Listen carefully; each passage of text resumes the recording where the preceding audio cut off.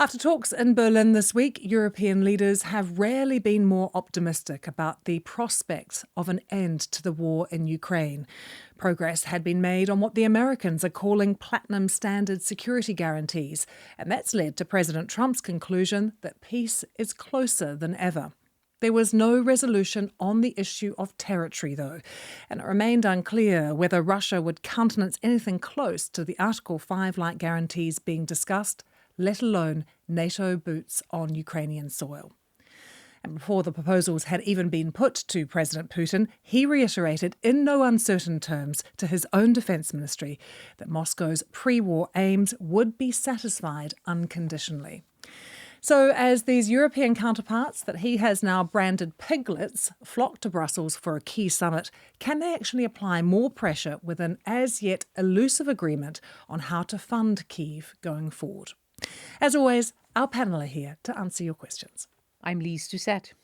I am Frank Gardner. I'm Paul Kirby. And I'm Lucy Hockings. Welcome to Ukrainecast. Ukrainecast from BBC News.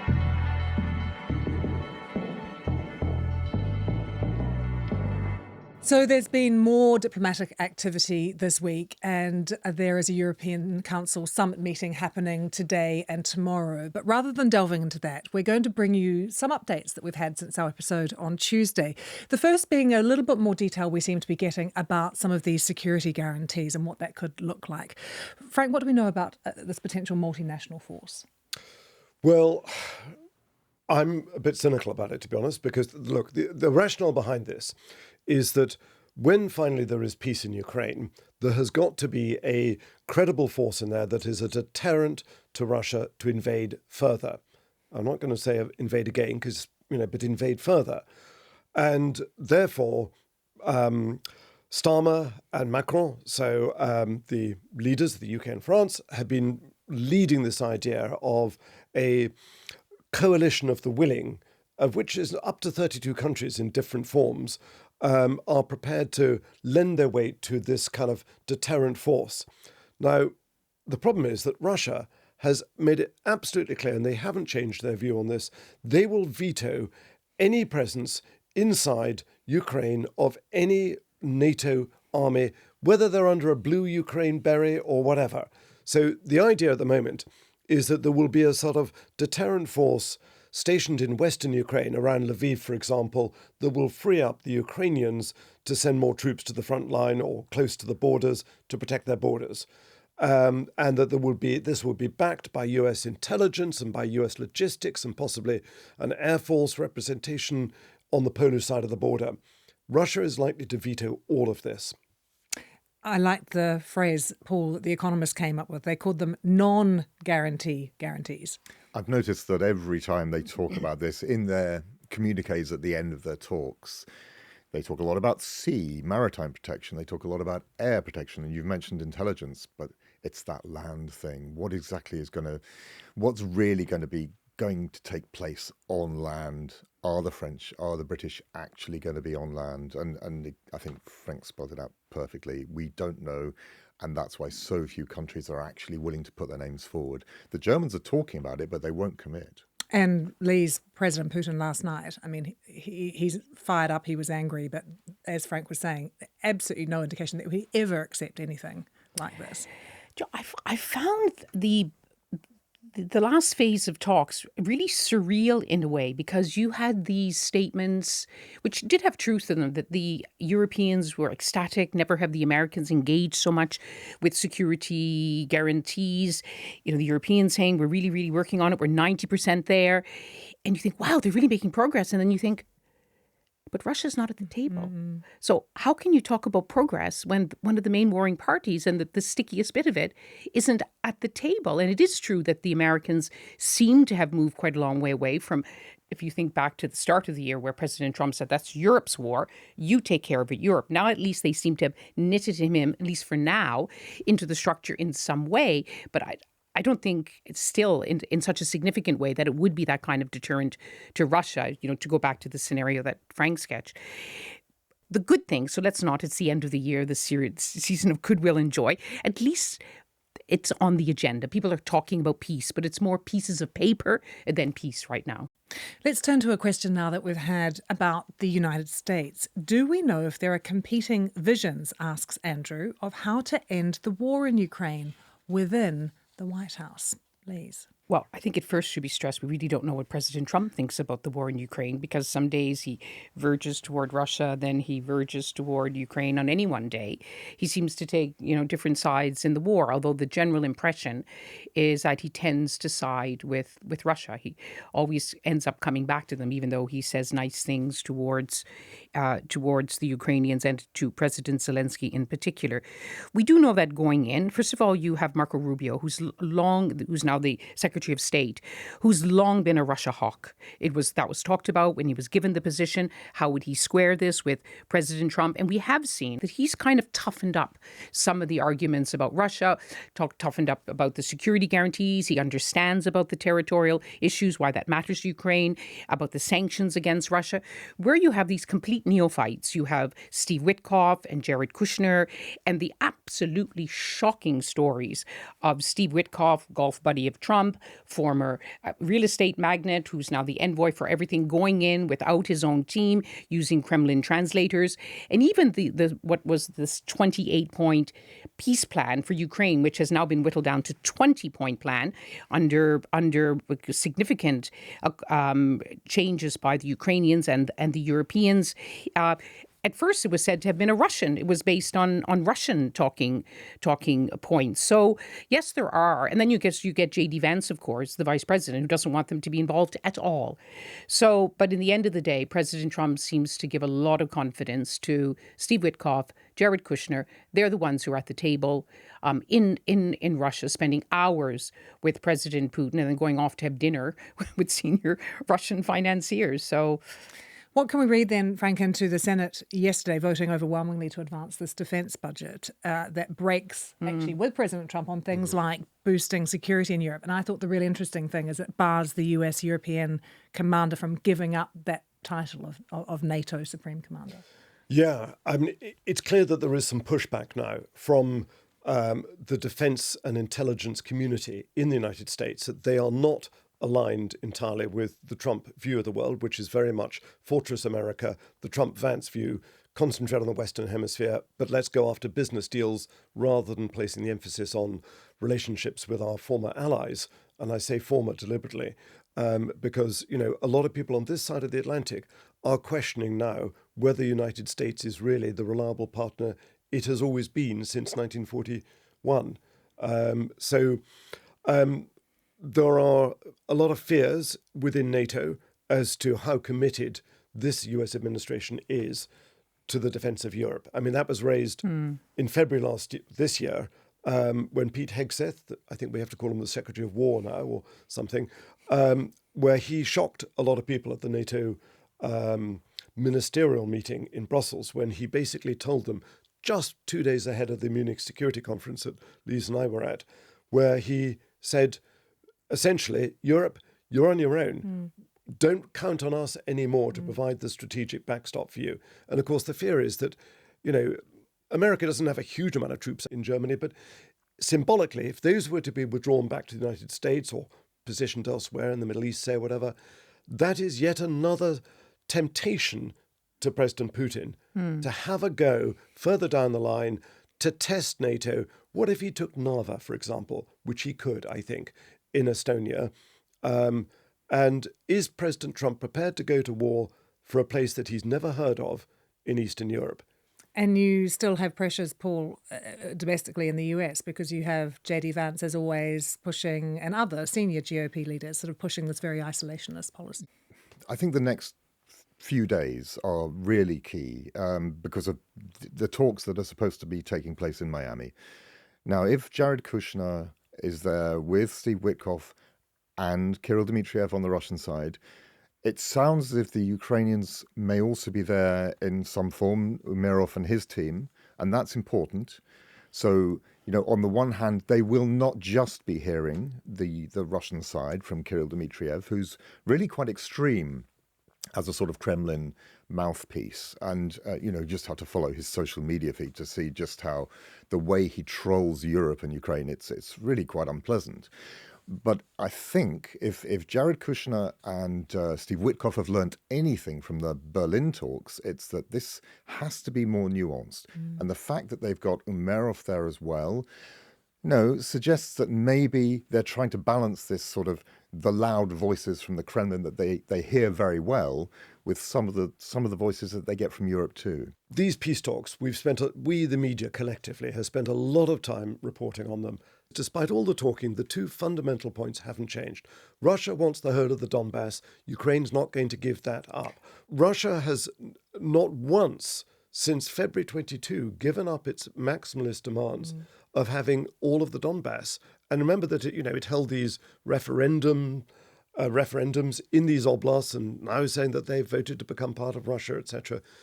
There are two reasons why Zelensky cannot give up the last bit of the Donbass. One is he can't do it constitutionally without a referendum. Now, you could have a ceasefire, have a referendum. The answer is going to be Ukrainians are going to say, no, we're not going to give it up, almost certainly, even though they're desperate for an end to this war. But there is a military reason why, because the final bit that Putin wants, which he cannot take, he might be able to take over a period of time at the loss of thousands of casualties. But there is a thing called the security belt of fortified towns that are the front line of defense to stop the Russian army sweeping northwestwards back to the gates of Kyiv. Give that up, and Ukrainians worry that how long will it be before we see Lyse Doucet on the roof in Kyiv saying the Russians are at the gates. We've had a question in from Hugh in Cheshire about the response to the war inside Russia. I'd been curious if there has been any research as to what effect, if any, Trump's attitude to dealing with the Ukrainian and Russian sides in negotiations is having on Russian public opinion on the war. Is Trump showing a drive for peace on Russia's terms, possibly quelling fears amongst the Russian public, and therefore they can continue to support Putin for a bit longer? I mean, how difficult a question is that to answer, Paul, in terms Opinion of Russian polls public and opinion? Russia. Yeah. I mean, good luck with gauging the Russian perspective, and Levada Center and others do a great job in trying. For a start, Russians will be very careful about what they tell you if you're a pollster and you ring them up. Second of all, frankly, do we believe what they're saying? There is a slight change in the dial in the sense that, Putin's popularity goes up, it goes down. I think what we're hearing from these opinion polls that we can actually believe is that Russians want an end to this war. And I think there's a large percentage of Russians that are prepared to say, we want an end to this. But I see from the polls as well, they want an end, but they still back Putin wholeheartedly. But then would they say otherwise, even if they disagreed? And yes, you can always say there's a sort of solid 20% that's pro-opposition in Russia. But honestly, I think, yes, they get most of their news from Russian state TV, and that will continue that way. So on the whole, there will be a solid pro-Putin support for whatever happens. But it does seem to be clear they want an out. One other interesting bit of data from these polls, though, Lyse, I mean, what has fallen as well is impressions of Russian military success. So it was at 63%, it's now at 59%. It's just slight. It's interesting how, despite, as Paul says, most of the Russian public, if they're following it, they're following it through state TV, which of course is staunchly pro-Russia, pro-Putin. But, our colleague Steve Rosenberg, when he talks to people in the streets, they don't call it the special military operation. They call it a war now. Yeah. Although initially that was supposed to be a crime in Russia. They know what is happening. I remember at the beginning of the war, we talked about how would it be like in the Russian invasion of Afghanistan, where the mothers, after getting so many of the boys' homes in coffin, whether they would be a force. But this time the mothers are getting fridges and stoves. And if your son goes to fight and he comes home in a coffin, well, your life actually will be materially improved. And I'm not going to be cynical and say they don't mind losing their sons, but he has found ways to temper that possible criticism, and also the draconian sentences for anyone who dares raise their head above the parapet. As Paul has said, they're not going to say, "I don't like Putin," or so. Putin has many sharp weapons in his toolbox, and of course the Russian economy is still not, it hasn't tanked. The sanctions, there's so many companies still doing business, and it's still selling oil. The economy is shifting in Russia. So they're putting the VAT rate up on January the 1st from 20 to 22%. That will hit ordinary Russians hard. Mobile internet, we've talked about this before on Ukrainecast. That's been down in St. Petersburg. That's the second city, the old capital. That's going to hit millions of Russians. And yesterday, Paul, there was this attack on the Slavyansk oil factory or refinery in Russia. You know, the Russians are always busy saying we've really hit the Ukrainian energy infrastructure and supply. What are those kind of attacks having? What effect are they having on sort of we energy know and that electricity they've in Russia? affected the prices. We know that they've affected, in some regions, they've affected supplies of petrol. You know, it does affect areas of Russia. But there are two cities in Russia where it counts more than anywhere else. It's St. Petersburg and it's in Moscow that it really counts. And the dial isn't really shifting in that sense. Okay. The important point on this actually is about manpower, because even though in absolute numbers Russia is losing far more men, but Ukraine is a much smaller country. It's a third of the size. Russia is losing roughly 30,000 casualties every month, but they're able to replenish at the same amount. They're drawing from the regions. Russia, of course, is this vast country, you know, hugely dispersed. And most of these casualties are not from St. Petersburg and Moscow. They're not from the city elites, which is why I think we haven't seen huge, great big demonstrations of people saying, stop the war. Okay, we've got another question, and this one is about the war that is being fought in the air. And it comes from Mick in Surrey, who says you hear very little of the Ukrainian Air Force in dispatches from the front.